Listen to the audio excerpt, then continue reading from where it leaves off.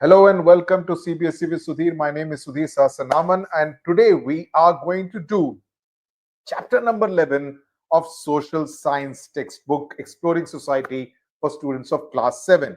This is called From Barter to Money. Now, what exactly does it mean? What does the word barter mean? That's going to be quite fascinating. So, I'm looking forward to explaining this story to you, this chapter to you, with lots of examples. So it's going to be a lot of fun. So just keep a notebook and pen with you and just keep the book open in front of you so that it is useful to relate to what I am teaching. But before I start, do ensure that you share the videos with your friends, subscribe to the channel, press the bell icon, and I'll tell you exactly why you need to do so. Because obviously the question arises, sir, every time says subscribe to the channel. Why should we subscribe to the channel?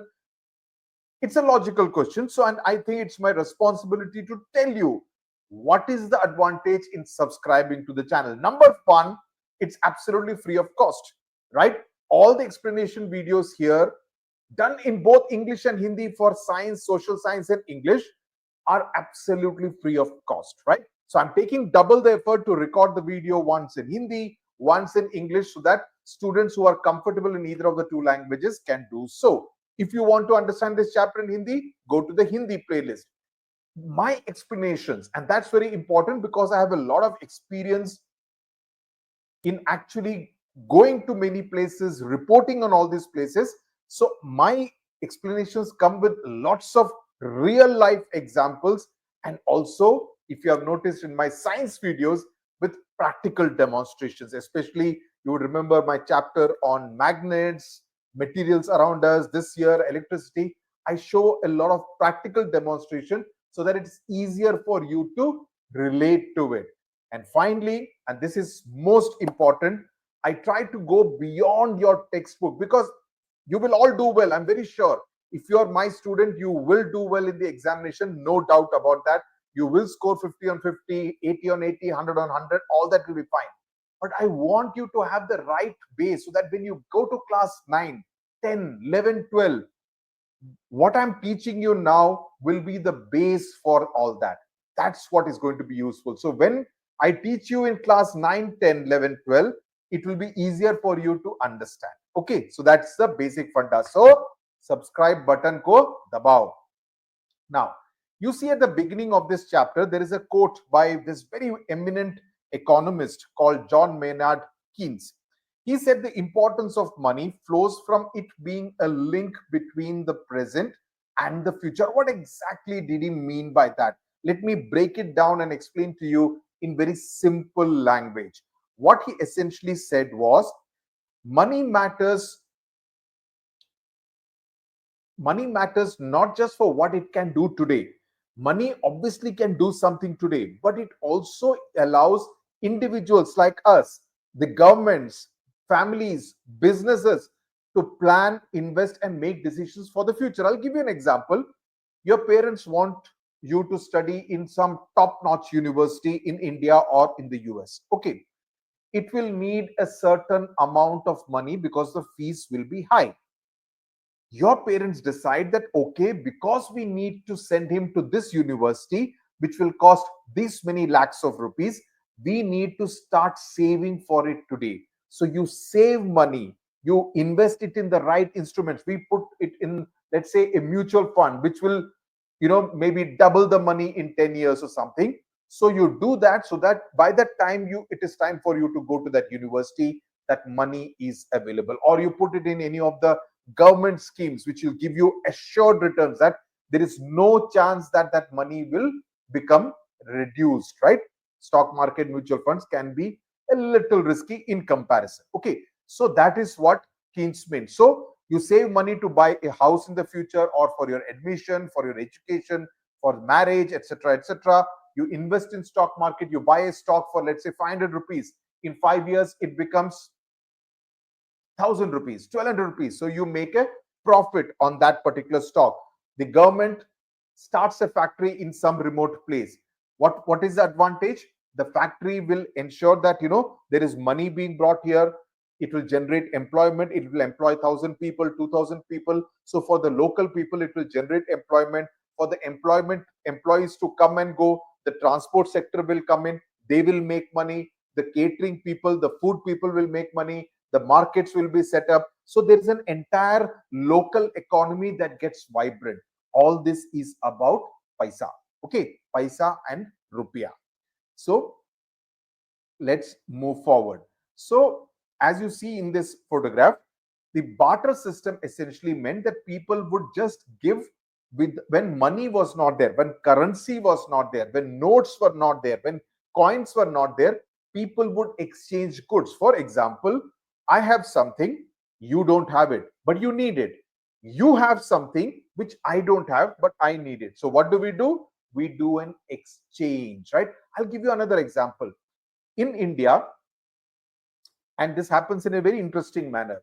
Let's assume that Bhubaneswar Zoo has a pair of tigers, let's say. Okay, it has two male and one female tiger. So they think that we can give away one male tiger, but we want a giraffe. Bhopal Zoo has a extra giraffe. So why not get that giraffe to a pair of giraffes from Bhopal Zoo to Bhubaneswar Zoo, and we will give a tiger in return. Now a tiger's value will be more than two pairs of giraffes. So they talk amongst themselves, they discuss, and they do an exchange. Is there money involved here? No, it is a barter system. This actually happens between zoos in the country. Okay, without exchange of money, they will say that, okay, I need a rhinoceros, you need an elephant, okay, I will give you one elephant, you give me one or two rhinoceros. So it will depend on the value of the animal, right? So that is what is called the barter system. So barter system, if I have to give you a definition, it essentially means it's a way of exchanging goods and services without using money. So people exchange goods and services for other goods and services, and this is how it worked. So if your classmate has got a pencil, you don't have a pencil, but you have an eraser, and he doesn't have an eraser, you can do an adla badli, an exchange of that pencil and eraser. Okay, உங்கள்ட்ட pencil இருந்தா அவர்கிட்ட pencil இல்லைன்னா உங்களோட pencil அவருக்கு கொடுக்கலாம், அவர்கிட்ட rubber இல்லைன்னா eraser இல்லைன்னா அந்த இரேசர் உங்களுக்கு வாங்கலாம். ஸோ திஸ் வே இப்படி ஒரு எக்ஸ்சேஞ்ச் நடந்தா அதுக்கு வந்துட்டு பார்ட்டர் சிஸ்டம் சொல்லுவா. ஓகே, அர்த்தமைந்தா ராஜா? This was briefly in Tamil and a line in Telugu. Okay, for the benefit of those who don't understand either of the two languages. Manslayo, for the benefit of people in Kerala. This is Malayalam, which means, did you understand? Now, so money, what is money? So the money is the common tool that everybody accepts and uses in order to make or receive payments in exchange for goods and services. So if you have money, if there is something which I need to buy, let's say, the new social science textbook that costs 65 rupees, the NCERT textbook. So I need to go to the shop, I need to give 65 rupees to the bookshop person, and he will give me the book in return. How is that possible? It's possible because I'm giving him money. If I did not have money, would he give me the thing? No. In earlier times, what I could do is that I don't have money, but I have an umbrella. Do you want an umbrella? He will say, it's monsoon season, rainy season, my umbrella is not there, you give me an umbrella. So I give you an umbrella, I take the book from him. That will be called a barter system, where money is not exchanged, but goods are exchanged. Okay, or a service. For example, I say I don't have money to buy the book, so but what I will do is I will work half a day at your bookshop. I will take care of the cashier or the book counter. If anybody wants some books, I will sell the books, etc. I will do this work for you, while you have to go to some place, go to some temple, or go to some other place. You are not free, so I will do this work for you. In return for this work, you give me the book in return. That's also barter system of a service that I am providing in return for a good. That's also possible. So today's day and time, we pay rupees or coins in order to buy something, right? You want to buy a mobile phone may cost 25,000 rupees, 30,000 rupees. So you pay money and you buy the mobile phone. That is called a transaction. A transaction is a piece of business that is done between people for the purpose of buying or selling.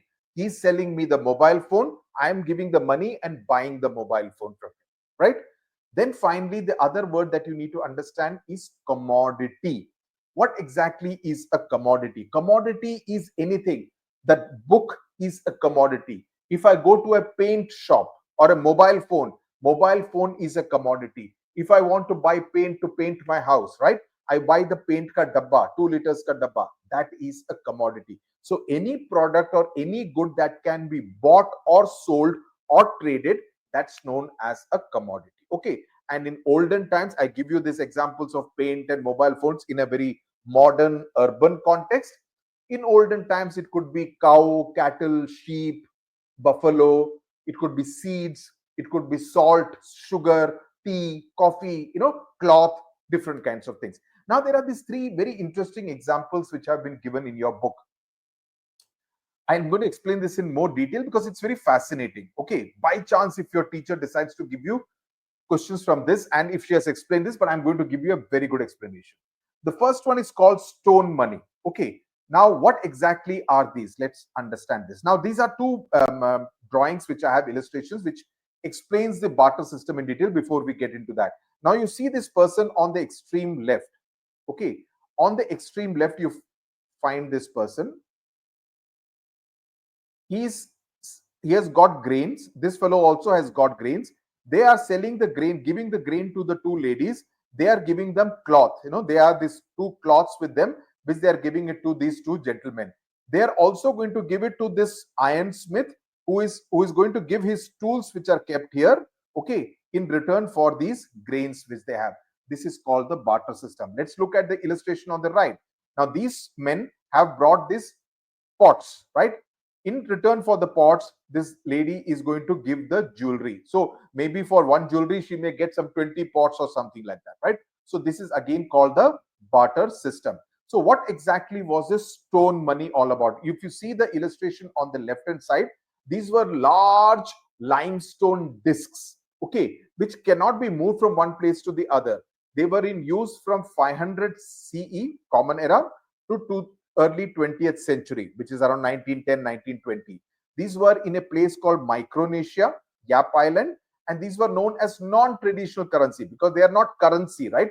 So they were giant discs of limestone, but they had a hole in the middle. If you see this thing, they have a hole in the middle. And they were very heavy. So they would be kept at one place, but it was symbolic ownership. For example, somebody has sold me, let's say, I have a limestone disc. Somebody has sold me 5 cows. Okay. Now I give him one limestone disc in return for those 5 cows. Where I had kept it, it will continue to be kept there. But now the new owner will be known as that particular person. Let's say that person's name is Anjaya. So Anjaya will now be the owner of that stone money. I have given it away. Tomorrow I decide that I am going to buy 20 sacks of rice from Anjaya. He's a farmer. So he gives it to me. I have 20 sacks of grain.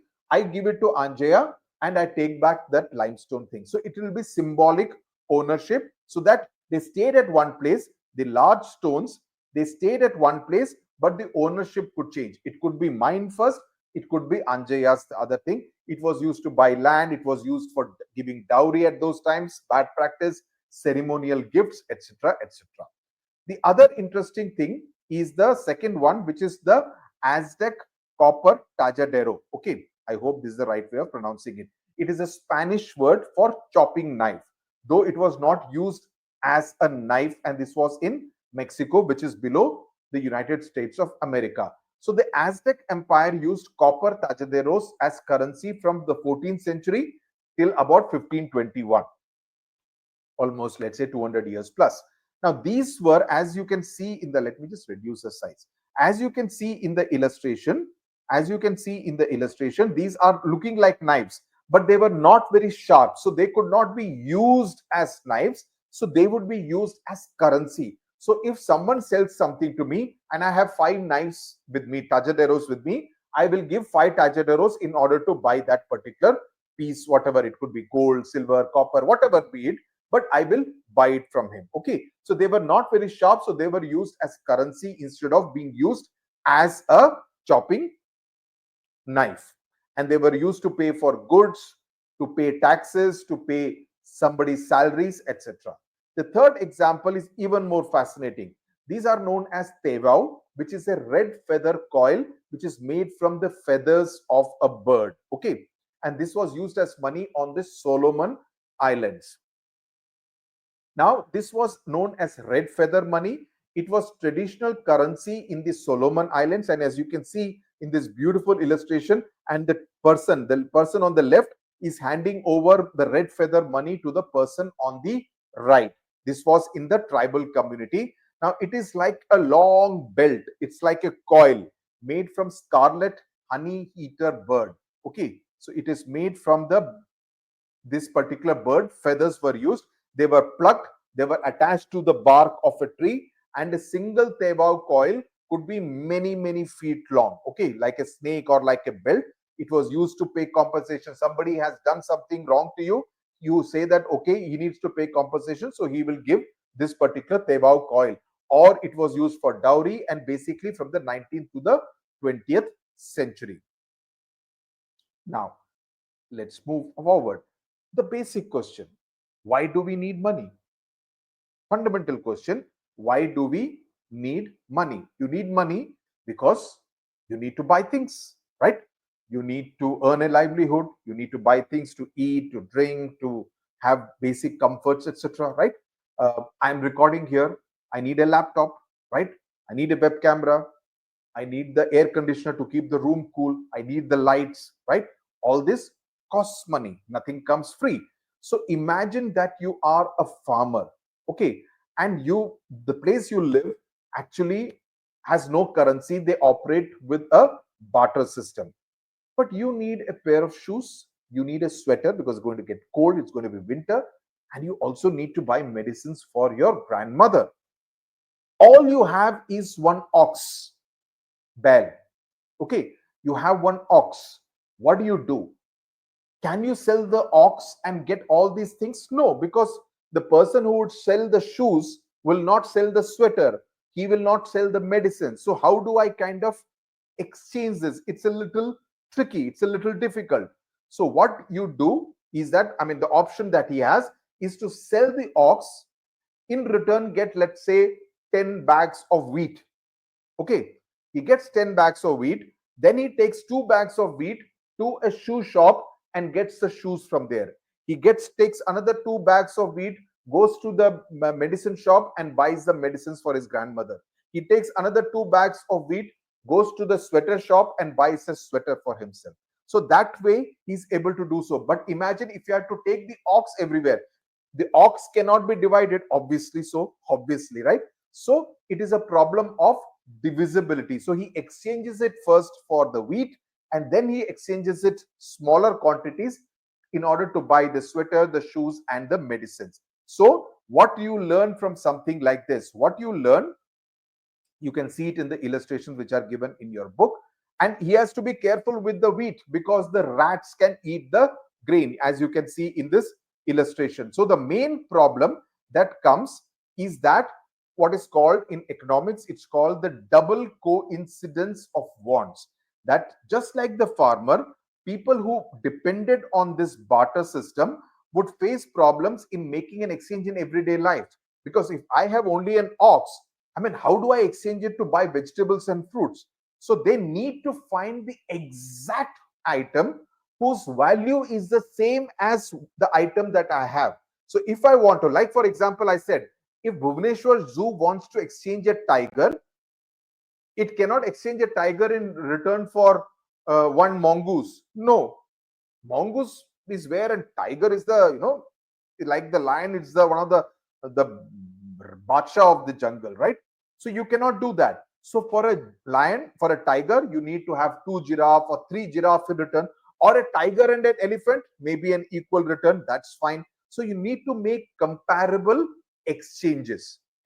So that is something very important. So the return is very important. And then we come, so the double coincidence of wants is, it is an economic concept that describes a situation where people each have something the other wants and can exchange them directly. However, What the common standard of measure of value means is that it is an agreed upon worth of that value. That I have something, for example, I have this bottle of water. Okay, this costs, let's say, I don't remember how much it costs. Let's say it costs, it's a glass thing with a nice covering. Let's say it costs 200 rupees.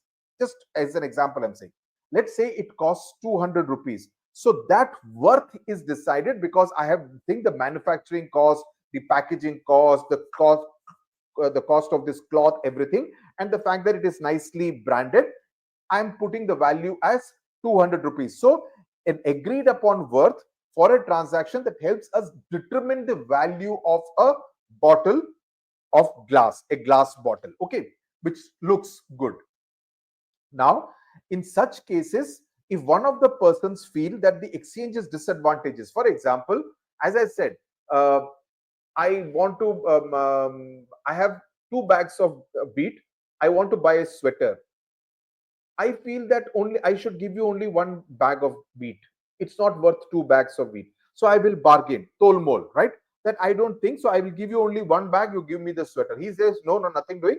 Only for 2 bags of wheat, I will give you this, sell this sweater to you. So it has to be that both parties, in order to be interested, there has to be a common standard measure of value that both parties have to agree that this is the value, that this costs this much, and therefore it can be given for this much, right? So for example, if I want to sell this bottle 200 rupees in exchange for, let's say, pens of this kind, these are very cheap pens which cost not more than 10 rupees. So I will say I need 20 pens if you want to me to give you this bottle. So I'll give you this bottle, but in return you need to give me 20 such pens, so that this transaction, this barter system is equal. So that's something, that is what is called the common standard measure of value. I've given you 3-4 examples. I hope it is clear.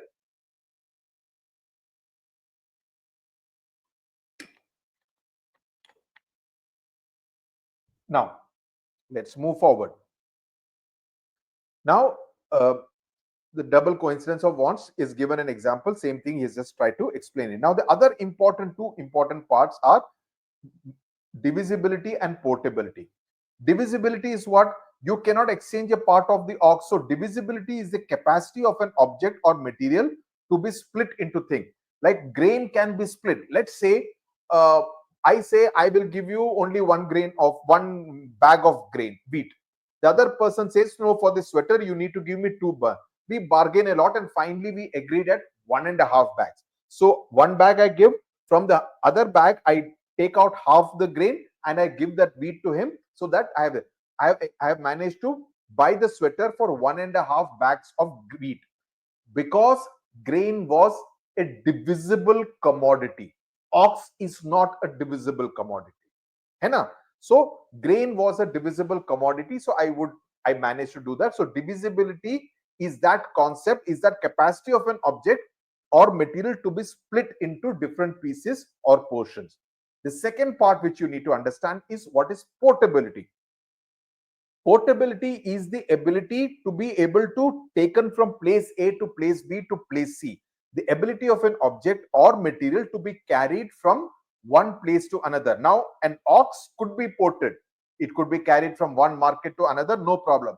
Grain can also be ported. But sometimes you want to sell a house. You want to sell a house. Can you sell the house? No. You have to call that person to your home and say, I want to sell this house. In return for this house, can you give me land in another city? He has land in another city. So he gives me that land. Even that land cannot be ported. So he takes over this house.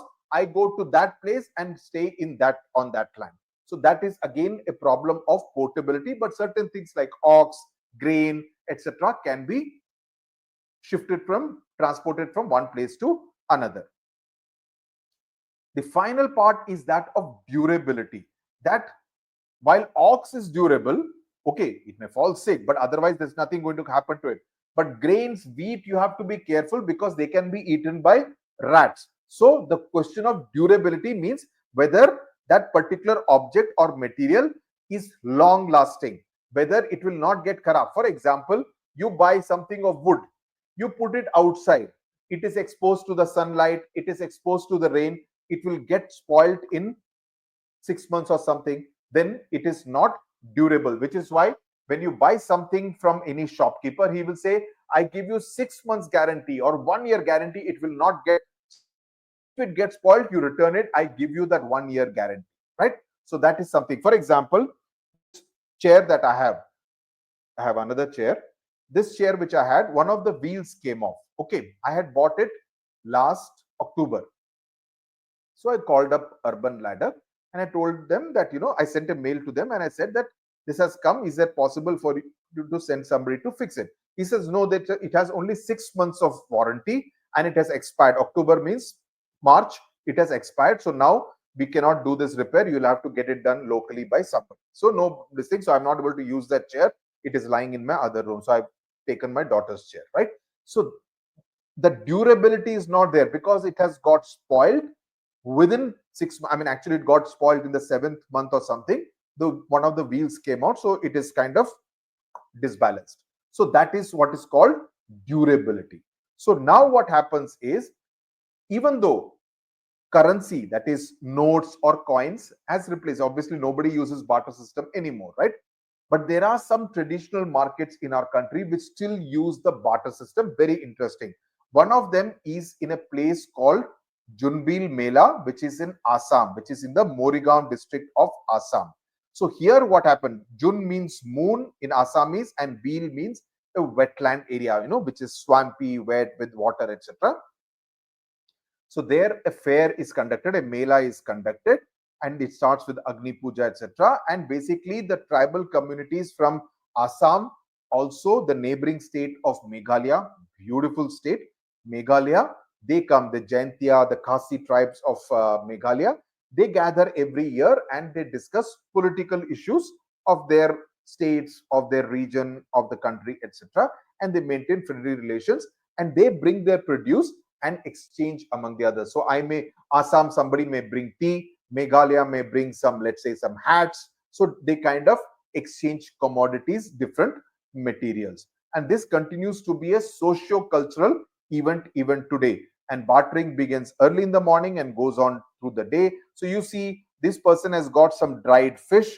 This person has got turmeric with him. So he is giving him turmeric. He is giving him dried fish, right? So this kind of barter system without the use of money is done. So he's saying that, okay, for this much of turmeric, I can give you this much of dried fish. The other thing is book exchange. This is something, again, you would have found. I mean, I know of places where this kind of book exchange takes place, that I go, I have read a book, I have this book, I'm going and donating that book. But there I find that others have also donated books. So I look at the collection of books and I find, this book looks interesting. I haven't read it. I would be interested in reading it. So I have donated one book. I take that book and I read it, right? So you are indulging in a barter system which involves books, wherein you are not spending money to buy the book, but you are giving one and taking one in return. So you bring books you have read and pick new books from a big collection. So you don't have to spend money, but you end up gaining knowledge from reading new books. Okay, so that's how it is. Exchange of old clothes, again something which I remember from my childhood, that you give old clothes, old sari, shirt, trousers, etc., kurta, pajama, etc., and one person will come with utensils and he will give you new utensils in return for those clothes. I remember one guy used to come to our, I grew up in Delhi, so I remember one guy used to come, very talkative person. Benji, Benji, Benji, Benji, used to keep calling my mother and used to go, that bargaining would go on and on and on and on. So I remember this exchange of old clothes very vividly. I can remember that guy's face even today. Okay, so that is something. So you can see this thing here. They have drawn a lady, but generally, I mean, at least I remember a man doing that in Delhi. Okay, this I'm talking about the 1980s, much before any of you were born. The basic functions of money. Now, what exactly is money supposed to do? It is obviously meant to be a medium of exchange, right? Which made trade easier. I have something, you have something, instead of always doing barter, instead of that, you say that, okay, this costs 2,000 rupees. So I have money, I take out 2,000 rupees, I give him 2000 rupees and I take that product. I don't have to have anything which I need to give him in exchange. So that is something. And as I said, if the grain was there, the wheat was there, the rats would eat it up, right? So money acts as a store of value which can be used, because you can keep it in your bank locker, you can keep it in the bank, you can keep it at home, you can keep it in your purse, wallet, handbag. So it is a store of value in the sense that you can store it and you can use it whenever you want. You have a car, you want to fill petrol in it, you go to the petrol bunk, you give 1000 rupees and say 1000 rupees ka petrol dal, right? So you put petrol of 1000 rupees. Okay, so that's how it is done. Money also serves as a common denomination that measures the value of goods and services and enables the comparison of goods and services in terms of their prices. Common denomination in the sense it is a value that you put, and it can be in any currency, by which you can say that, okay, this costs 100 rupees here. Oh, but in my place, I can get the same for 80 rupees, right? So there is a sense of comparison. You can compare goods, but here the quality is good. That's why he's charging us 100 rupees, so you can compare a goods, a services. Somebody comes, the same value, they'll say that, oh, that painter, he does a good job, he's expensive, but he does a fantastic job, it will last longer. That fellow is a little cheaper, but his workmanship is not very good. No, so he will charge you 2000 rupees. That fellow will come for 1400 rupees, but his workmanship, it doesn't look good, it looks a little cheap and gaudy. But even if you pay him more, he will do a fine job. So you need to decide what you need to do. So these are all the way a particular service or a particular good is measured. Okay. Now you can see in this illustration that you pay, buy sweets, or you pay him some money, or you buy books. For everything, I need to buy a book. As I said, the Exploring Society, I give 65 rupees to the shopkeeper, he gives me the book. So I give him the money, he gives me the book. It's a direct exchange of a good by using money. There is another question that, suppose you don't have 65 rupees. Suppose you have gone with only 50 rupees, you are 15 rupees short. Will the shopkeeper allow you to take the book? Now, a kind shopkeeper may say, okay, 50 rupees mein, you take it, not a problem, take it. Or he may say, no, you have to give me 65 rupees, you go back home and get the remainder of money, and only then I will give you the book. Or if the shopkeeper, bookshop fellow, knows you are a neighbor, you stay 3 houses or 4 houses away, he may say, no problem, you come and give me the rest of the money in the evening, no problem. Okay, so that can also happen. So basically what it means is that money can be a standard of deferred payment, in the sense that, okay, I have only 50 rupees, but I have to give you 65 rupees for this NCERT book, so I'll give you the 15 rupees by evening. So deferred means postponed. So you are postponing making the entire payment. You are paying only 50 rupees and the remainder you will pay him later in the evening, and therefore it makes money a standard of deferred payment. Okay. Now let's understand the journey of money. Let's start from the coinage. How do you think coins are made? Any idea how coins are made? Coins are made in the mint. The place is called the mint. In Hyderabad, there is something called the mint, where there is now a museum. It is an old time museum, a mint compound, and now they have made a museum there. There are mints in different parts, cities and towns in the country also. Not many, because it is supposed to be high security, because that's where the currency of the country is being minted. So coins are made, and they could be made of different kind of thing. These days, it's mostly made of iron with a mix of chromium and carbon, etc. But in earlier times, they were made of gold, silver, and copper also by the kings, right? So the minting and the issue of coins was entirely controlled by the kings, the rulers, right? And so the minting is a process of producing coins. A mint refers to a manufacturing facility that produces coins that are used as a country's currency. So they would essentially be belonging to some metal like gold, silver, or copper, or their alloys. What are alloys?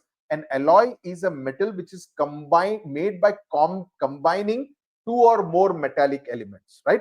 And this makes the coin more strong. An alloy is always stronger than a normal metal, because this has combined the strength of 2 metals, right? So these were in older times known as karshapanas or panas. Okay, and they had symbols punched on them, which were known as rupas. Pana, in fact, even now in Tamil, as some of you who are from Tamil Nadu would know, தமிழ்ல வந்துட்டு பணம் சொல்லுவோம். Okay, கொஞ்சம் பணம் கொடுக்கறீங்களா? Correct? We say. Okay. Even in Malayalam and Telugu, it is more or less same word. In Kannada, it's known as hana. Okay. So the interesting thing, as you can see in this calendar, earlier it would be the barter system, that this person is giving something, this person is giving something in return. Then from 1000 before Christ, you started using the cowrie shells. Cowrie shells is something which you find on the seashore, etc. I've got this beautiful photograph. I have this at my parents' place. You know, they look very beautiful. These are known as cowries. Okay. And thereafter, you started having the coins from 600 BCE. Okay. Then you had the currency notes. Then you had the credit card, the debit cards, etc. Digital money.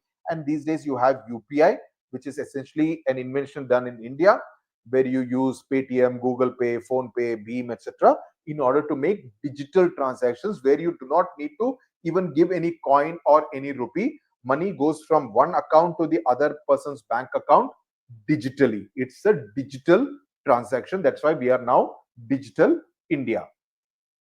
So this is what it is said out here. So the other metals which are used are chromium, silicon, and carbon, along with iron.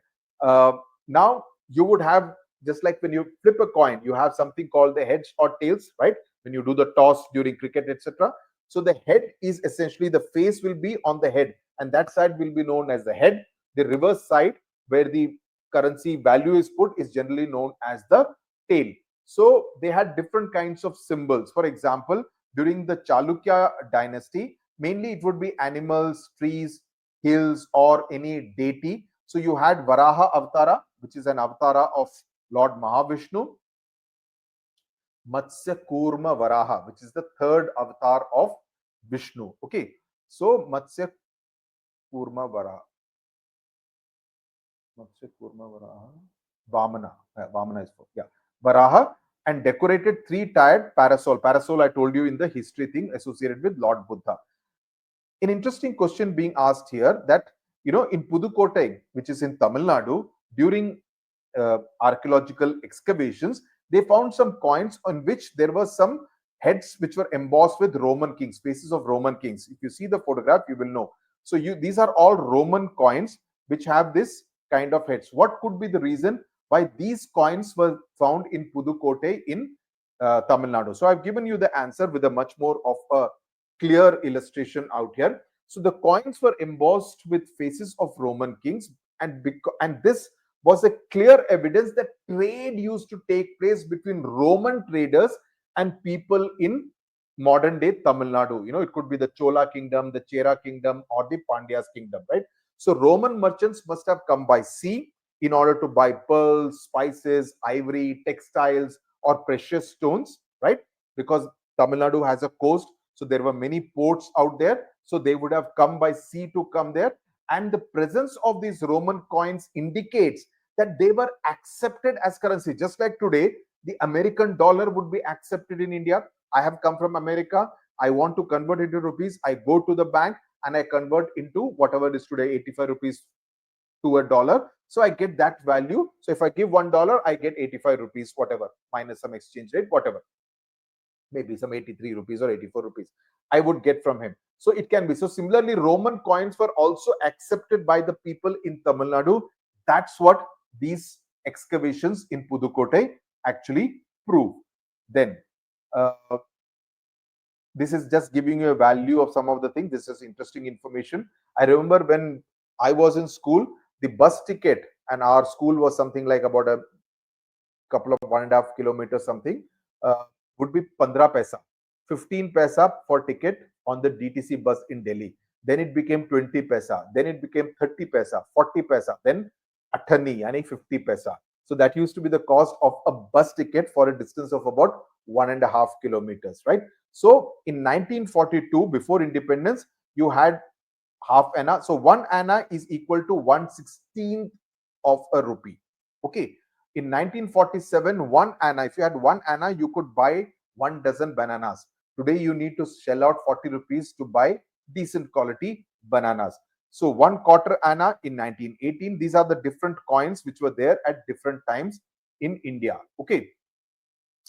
Earlier we used to say rupees 100, but now in 2010 you had Mr. Uday Kumar from the IIT Bombay uh, make this kind of a sign, which is a combination of Ra in the Devanagari script and uh, it is the Roman script also. So this is what is now used for rupees. Okay, with two parallel horizontal stripes running at the top representing the national flag and also the equal to sign. This is a 1 rupee coin, 5 rupee coin, 2 rupee coin, 10 rupee coin, and the 20 rupee coin. Now, coins are fine, but can you, if you want to give somebody 500 rupees, can you carry 500 1 rupee coins? Obviously, very difficult. So, how do you actually deal with something like that?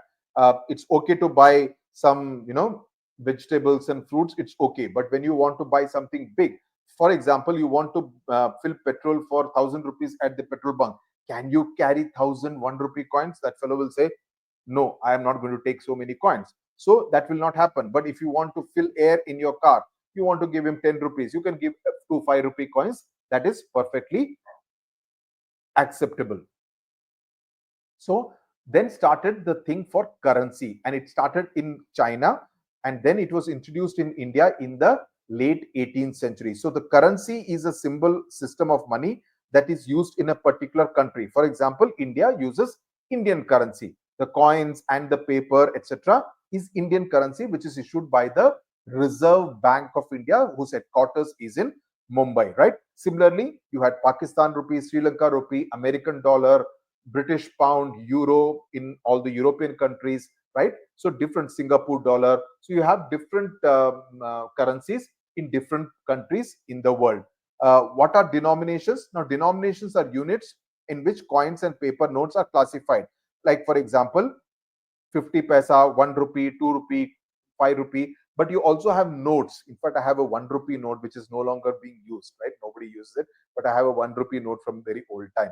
100 rupee, 200 rupee. You remember during the demonetization, the 2000 rupee note was, the 1000 rupee note was discontinued, right? Now it's essentially mostly 500 rupee notes with a few, even 2000 rupee notes you don't find any longer. Basically, people want to, in order to curb black money. So most of the currency notes today look like this with the photograph of Mahatma Gandhi. This is a 50 rupee note and this is a 100 rupee note. And you would see that some of the, when you touch a note, you would find some of it is slightly, at a higher this thing. It is to help the visually impaired, because if it's a visually impaired person, how would he or she know whether it's a 100 rupee note or a 200 rupee note or a 500 rupee note? By touching, you would be able to feel the figure on the note. So that is essentially the reason. So what has happened, as you can see in this illustration, earlier there were these notes, but now these notes have transferred. There are cowrie shells, there are coins. So through the ages, the way of conducting trade, the way of exchanging, buying and selling of goods has changed from barter system to coins to currency, notes, etc. And now we have come to the digital age. So what happens in the digital age, which is the new form of money? We use something called a QR code. And this is something which I'm sure most of you would be familiar with. One second.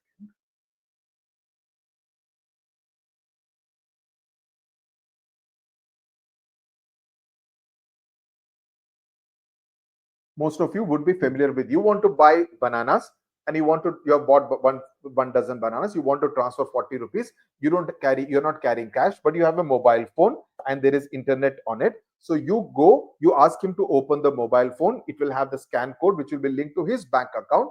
So through Paytm, Google Pay, Phone Pay, Beam app, whatever, you just scan it and the 40 rupees immediately goes from your account, your bank account, to his bank account, right? So QR code, QR stands for quick response. So you're able to transfer money immediately. This is an Indian invention which many other countries are also keen to adopt from our country. So most of the vegetable, fruit sellers, etc., have this kind of QR code. You can see out here, I have made a better illustration out here. You can see out here. So all of them are the UPI codes, and each one of them. So all you need is a mobile phone with internet. Okay. And it has to be connected to your bank account so that you can make these kind of digital transactions wherein you are not using currency notes or coins or even a credit card or a debit card to undertake a particular transaction. But you got to be very careful with the use of digital money, because if your mobile phone gets stolen or lost, then that person, there is a risk of that person being able to use whatever is there in your account. So that's the reason you got to be very careful with your mobile phones, especially in crowded places. So different payment methods like debit card, credit card, net banking, UPI. UPI's full form is United Payments Interface. Interface means it's an interface, it's interlinked, right? You are able to send money through a bank to his bank account, right? So it's an interface. So that is called UPI. You are able to make these transactions without having physical money, right? So you don't need to carry big cash. If you're traveling somewhere, you got to be safe. Everything is done on a mobile phone, but you got to be careful with your mobile phone. So these QR codes contain information about the receiver's bank account, and they are used to make these kind of monetary or money transactions, right? So with this, we come to the end. I do hope you will go through this thing. Question and answers we will do separately. We will do separate set, not these questions. We'll do separate set because you will not get these kind of questions. I'll give you MCQs, etc. That will be a little later. So thank you very much for your time and patience. I hope you enjoyed this. I hope you learned a lot, and I hope this entire chapter is absolutely clear. I will meet you now in chapter number 14, which is the last chapter, chapter number 12, which is the last chapter of your social science textbook. Tata, bye bye. Thank you very much.